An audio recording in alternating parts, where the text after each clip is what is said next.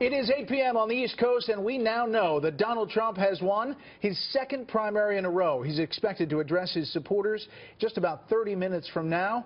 Welcome back to Fox News headquarters. I'm Brett Baer. Hi, everyone. I'm Megyn Kelly. Trump now able to claim two big wins, New Hampshire and South Carolina. And now both Marco Rubio and Ted Cruz are in a battle for second place. Let's go to Charles Krauthammer, syndicated columnist, Fox News contributor. Charles, your thoughts on this win? Well, there's the most interesting question in the exit polling to me is which of these things was most important in the candidate. Electability, only 10%, but Rubio swept that. He got half the voters saying they supported him because of electability. As for values, shares your values, unsurprisingly, Cruz wins that.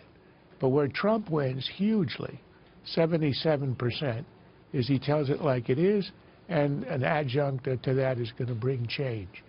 So it seems to me that what the Trump vote is saying right now, it's much more of a protest. Whether it will translate into this is the guy you really want at the end, we're going to see. But we'll only see it when we get the winnowing of the field.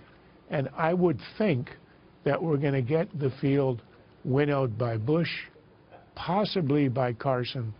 Kasich, I suspect, is going to want to stay in there, but I don't think he's going to have a major effect. If you take the votes of the also-rans, it'll be about 20%. And if you add them more to Cruz and Rubio than to Trump, then you've got a three-way dead heat. Charles, just reading the tweets from some of the so-called mainstream Republicans online tonight and the commentary from folks. They're talking about how, this is Noah Rothman, if the panic doesn't set in for the anti-Trump wing of the GOP by now, it won't until it's too late. Do you think the panic has set in for that wing? And what can they do about it? I mean, Trump, he's got the most delegates, he's got the momentum, and he's certainly not showing any signs of slowing as we move into Nevada. Well, the panic had set in before New Hampshire. The problem is that Rubio had that hiccup in New Hampshire that prevented him from continuing. He was rising very rapidly, could easily have come in second, may even have had an upset. The fact that he didn't meant that the field remained fractured for another 2 weeks, which has been a problem.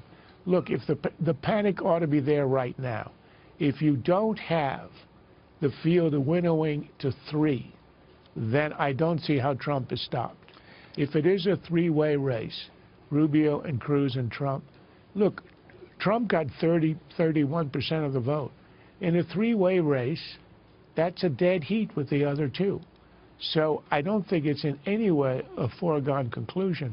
But this is an odd campaign in which it is the losing candidates, Christie for what he did with Rubio in New Hampshire, Jeb as to what he's going to do tomorrow, whether he stays in or not, Carson as to whether he stays in or not. The losing candidates are going to be the ones who have the decisive effect on the trajectory of the campaign. Charles, as we look at this battle for second place, it is tight, and it's too close to call. It keeps on going back and forth between Marco Rubio and Ted Cruz. What is the narrative for second? Obviously, Donald Trump with a big win here in South Carolina, not as big as heading in. But for second, how does it play out? I don't think that is really going to be in any way decisive, maybe not even important. Essentially, Rubio and Cruz are coming in almost tied for second place. What really is important is the gap between third and fourth, between top tier and lower tier. And right now it's significant. Right now, it is. It's double digit. You've got the number 2, the number 3, whichever it is, both in the 20s, and the bottom 3 in single digits. That is an unbridgeable gap, and that ought to be a cutoff. And whether it is or not is decisive.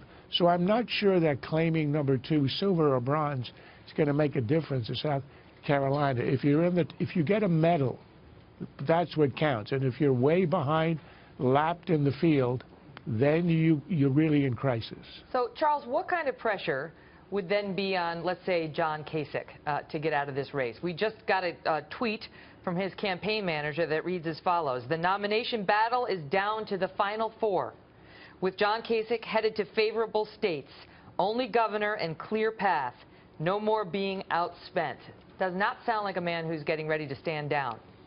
No, I don't think he is. I think he should, if he believes that there has to be a consolidation of the so-called mainstream, other people call it establishment wing, and it's going to hurt the party in that sense.